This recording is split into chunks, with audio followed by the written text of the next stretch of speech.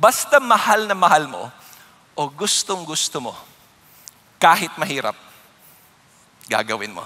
Di ba? Sino dito sa mga estudyante, nagpupuyat dahil nag-aaral ka?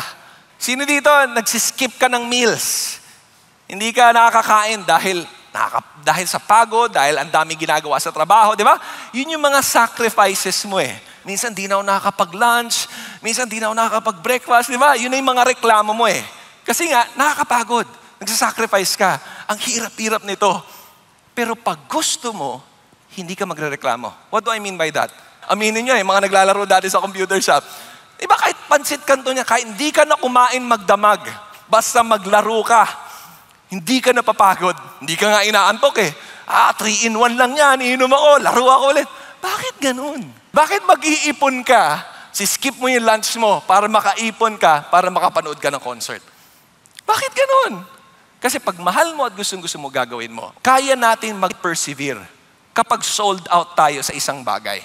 Di ba? Kaya mo eh. Hindi totoo yung, hindi ko kaya yan. Kaya mo sinasabing hindi kaya yan kasi hindi ka sold out. Kung sold out ka sa purpose ni God, kahit gaano kahirap yan, just like Jeremiah, I'm going to persevere.